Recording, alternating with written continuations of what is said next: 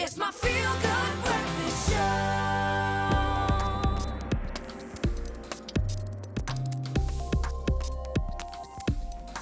Welcome back. This is your feel-good breakfast show. We're live, large and in charge. It's a Tuesday morning. It's a beautiful one. As we delve into the world of tech right now. I don't know if you've ever heard of it, but there's something called the Global Learning Xprize, which is an initiative that was started off by Elon Musk and other sponsors in order to bring about literacy to those that might not have access to it, basic literacy, especially to children in need. And so the 2019 award has been recently announced, and this year the total prize money of $10 million was split between two companies, and these startups are promising something really cool in the future. Oh, they're also exciting. Their stories are just incredible. The first company is called 1 Billion. Now, they produce a rugged 7-inch tablet that runs their own digital learning app. Now, the app is made up of thousands of lessons, including activities based around reading or numeracy. Now, the real power of all of this in the device is that it can actually take a child with absolutely zero knowledge, of reading to basic competency without any assistance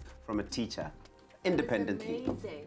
It's wild. It's actually quite wild. I love that. Okay, so now the second winner is a company called KitKit. Now, this is an app created by husband and wife team from South Korea. They claim that many learning apps focus too much on the learning material and not enough on how the child feels during the experience. And that is so important. That's vital. Now, this led to them creating a fun learning game that keeps the child engaged with rewards, graphics, and sounds. In the game, the child has a little barn that houses a number of eggs. Now, by completing the reading lessons, they will unlock new eggs that can hatch into pets. So that's kind of like an incentive.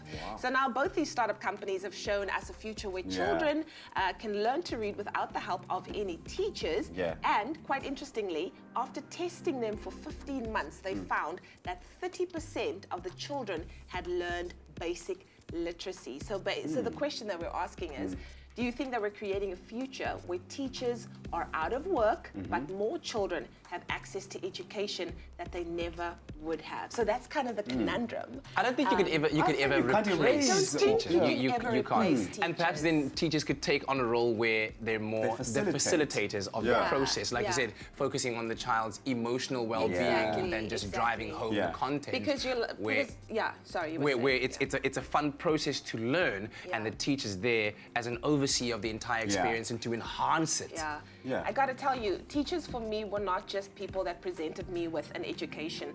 They were people that were mentors. They are your motivators. That you go to them with problems, and that's the amazing thing. But in a country like South Africa or even Africa, where teachers are scarce, you have one teacher for 300 kids. Something like this could be amazing. Well, let us know what you think of this sort of future landscape of education. Do you think that there'll still be a place for the traditional teacher, physical contact learning as we've known it? Or will technology completely change the game in that sense? Speaking of games... But it's doing so in so many industries. You've got to future-proof your career in any industry right now, and try and think about 10 years from now working in a job that doesn't currently exist. Thinking yourself into the future. But awesome stuff. Anyway, right now it's time for some gaming on this. No, don't panic, teachers. We love you. We love you. Our gaming feature on this Tuesday. This morning we're looking at a brand new adrenaline-fueled first-person shooter on the PS4.